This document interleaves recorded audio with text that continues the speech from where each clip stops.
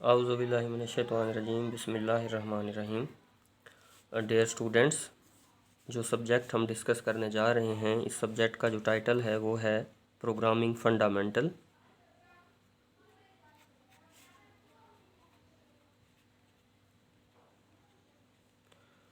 या इसको हम बेसिक्स ऑफ प्रोग्रामिंग भी कहते हैं। ठीक है जी, प्रोग्रामिंग फंडामेंटल्स, ठीक है, या बेसिक्स ऑफ प्रोग्रामिंग जो है इसको हम कहते हैं। और जो प्रोग्रामिंग लैंग्वेज हम इसमें फ़ॉलो कर रहे हैं, programming language,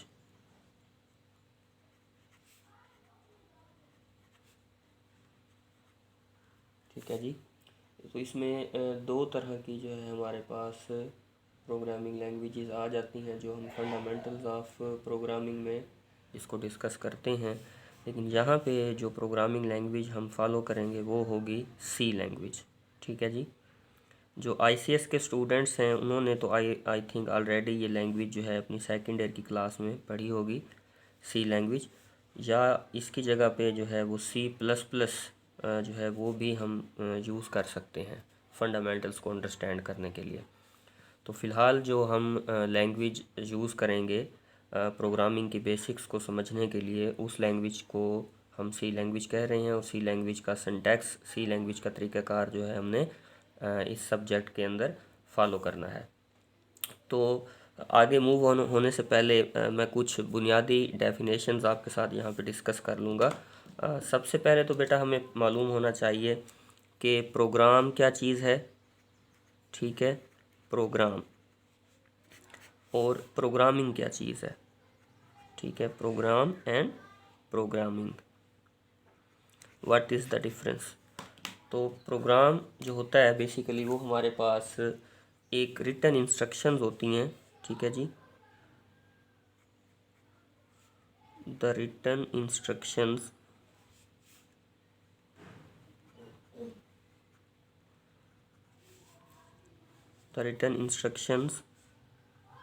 that provides some output after compilation।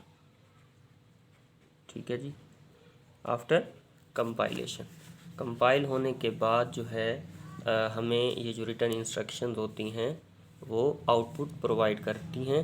ठीक है जी। और ये जो इंस्ट्रक्शंस जो हैं, जो रिटन इंस्ट्रक्शंस जिनको हम कह रहे हैं, ये हाई लेवल लैंग्वेज के अंदर लिखी जाती है। ठीक है जी, हाई लेवल प्रोग्रामिंग लैंग्वेज।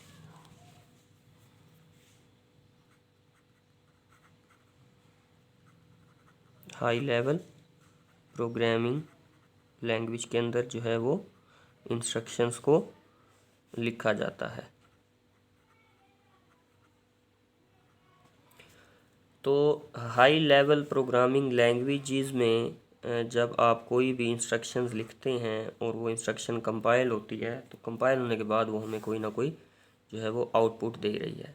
अब हमने ये तो समझ लिया कि जो प्रोग्राम है वो एक रिटन इंस्ट्रक्शन होती है जो हम कंप्यूटर को प्रोवाइड करते हैं, कंप्यूटर उसको कंपाइल करता है और हमें कोई ना कोई आउटपुट दे देता है। तो ये तो हो गया हमारा प्रोग्राम। फिर हमने ये समझा कि जो इंस्ट्रक्शंस हैं, इंस्ट्रक्शंस को हमेशा हाई लेवल प्रोग्रामिंग लैंग्वेज के अंदर लिखा जाता है। लेकिन उसकी रीज़न क्या है? उसकी रीज़न बेटा ये है कि जो आपके पास हाई लेवल प्रोग्रामिंग लैंग्वेज है वो बेसिकली ईज़ी टू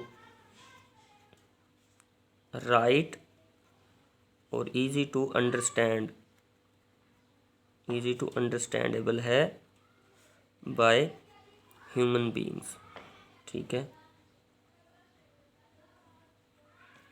इंसान जो है इसको आसानी से समझ भी सकते हैं, इसको लिख भी सकते हैं, इसको रीड भी कर सकते हैं। तो हाई लेवल प्रोग्रामिंग लैंग्वेजेस के अंदर कौन कौन सी लैंग्वेजेस आ जाती हैं?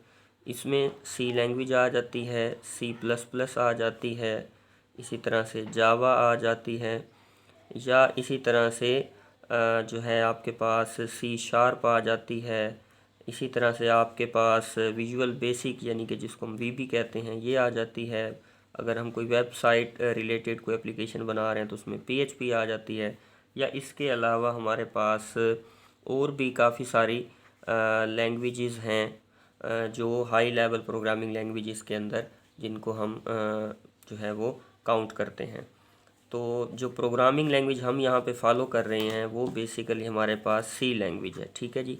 सी लैंग्वेज एक बुनियादी, एक बेसिक लैंग्वेज है, एक इजी लैंग्वेज है और एक हाई लेवल प्रोग्रामिंग लैंग्वेज है, जिसको हम इस्तेमाल करके प्रोग्रामिंग के बुनियादी कंसेप्ट, बेसिक कंसेप्ट जो है वो अंडरस्टैंड कर सकते हैं।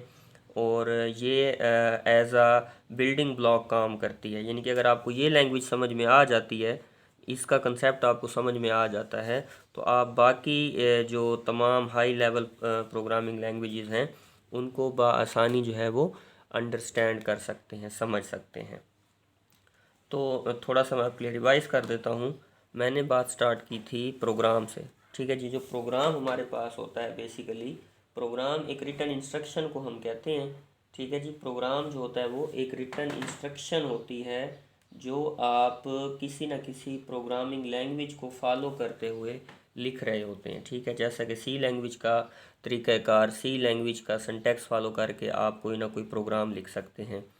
और जो प्रोग्राम आप लिखेंगे, चाहे वो किसी भी प्रोग्रामिंग लैंग्वेज में हो, अगर इंसान उस प्रोग्राम को राइट कर रहा है तो इट मीन वो किसी न किसी हाई लेवल प्रोग्रामिंग लैंग्वेज को यूज़ करते हुए वो प्रोग्राम राइट कर रहा है। तो जैसा कि यहाँ पे हम इस्तेमाल कर रहे हैं सी लैंग्वेज, तो सी लैंग्वेज एक हाई लेवल प्रोग्रामिंग लैंग्वेज है। ठीक है जी। तो यहाँ तक बात हो गई प्रोग्रामिंग की और हाई लेवल प्रोग्रामिंग लैंग्वेजेस का जो है मैंने आपको एक मुख्तसर सा आइडिया भी दे दिया है।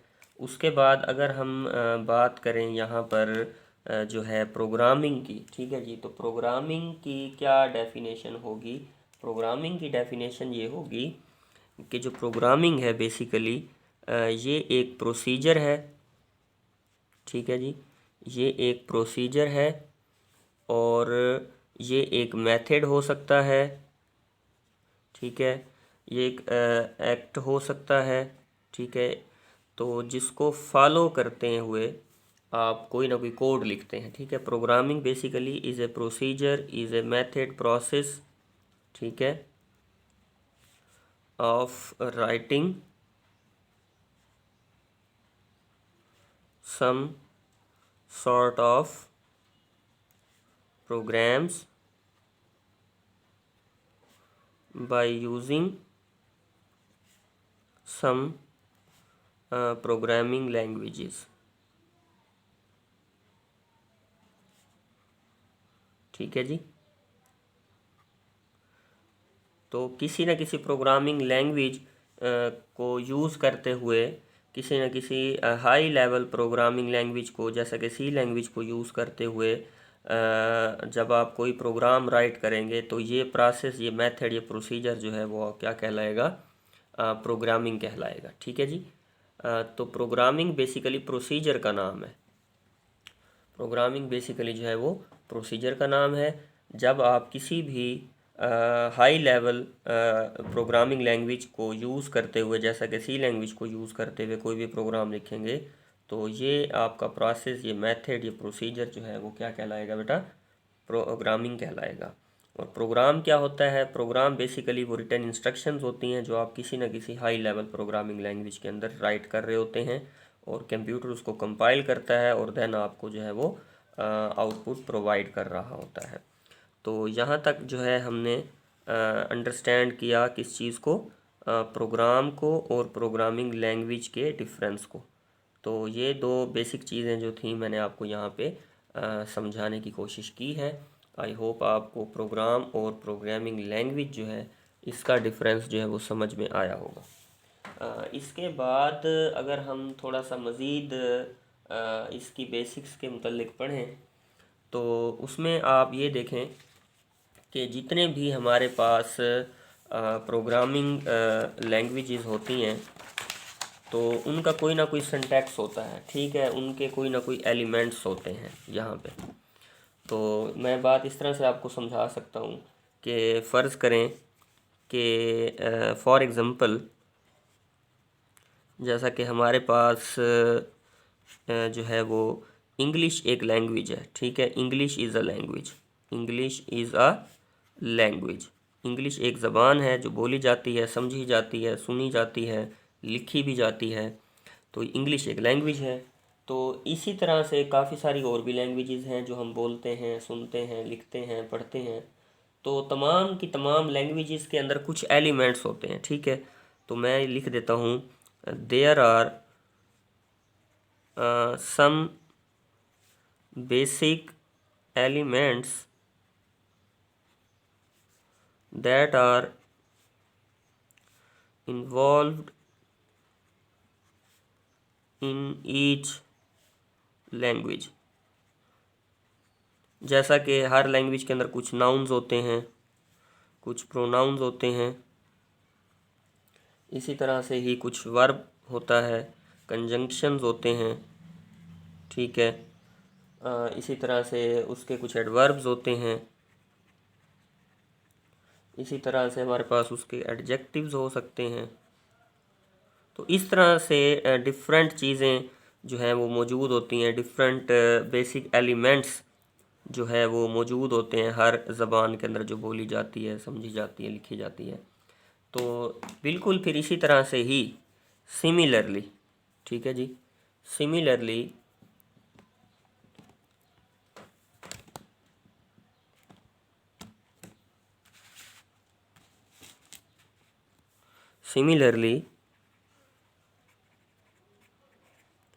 हमारे पास जो प्रोग्रामिंग लैंग्वेजेस हैं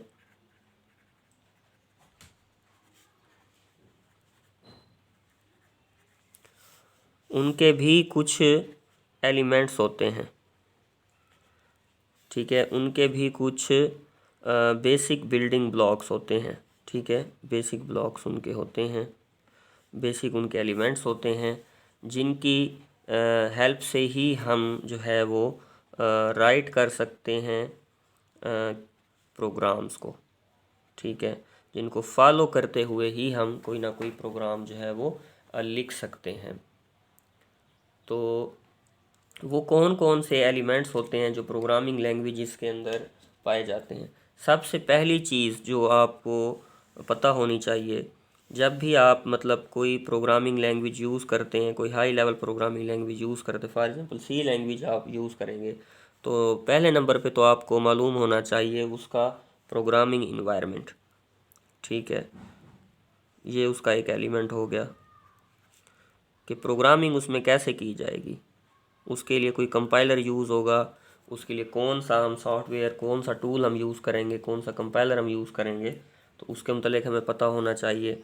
वो कैसे इंस्टॉल होगा, फिर वो इंस्टॉल होने के बाद उसमें किस तरह से प्रोग्राम्स को राइट करेंगे और हमें आउटपुट मिलेगी। तो एक इन्वायरमेंट को समझना पहला एलिमेंट हो गया उस प्रोग्रामिंग लैंग्वेज का। नंबर 2 जो है, हमें उसका बेसिक स्ट्रक्चर आना चाहिए, ठीक है। बेसिक स्ट्रक्चर या बेसिक सिंटैक्स आप इसको कह सकते हैं। इस चीज़ के मुतालिक जो है हमें मालूम होना चाहिए। उसके बाद तीसरे नंबर पे हमें पता होना चाहिए जो है वो उसकी डाटा टाइप्स का, डाटा टाइप्स के मुतालिक इल्म होना चाहिए। उसके बाद चौथे नंबर पे हमें मालूम होना चाहिए वेरिएबल्स के कॉन्सेप्ट के मुतालिक।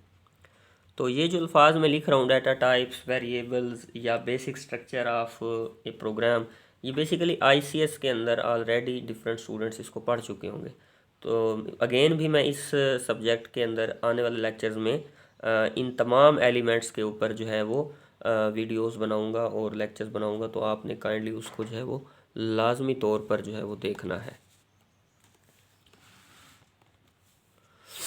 ठीक है जी। तो उसके बाद हमें मालूम होना चाहिए कीवर्ड्स के मुतालिक। पाँचवें नंबर पे जो चीज़ हमें मालूम होनी चाहिए वो होते हैं कीवर्ड्स। कीवर्ड के बाद उसके कुछ बेसिक ऑपरेटर्स हो सकते हैं, ठीक है जी। बेसिक ऑपरेटर्स,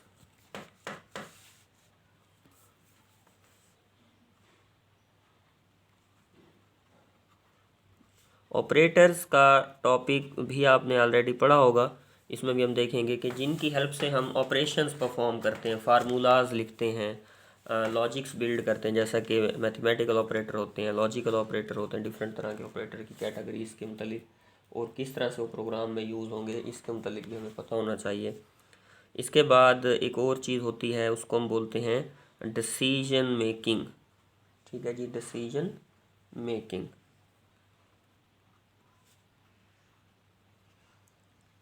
ये जिसमें आपने इफ एल्स वगैरह पढ़ा था, ये सारा चैप्टर।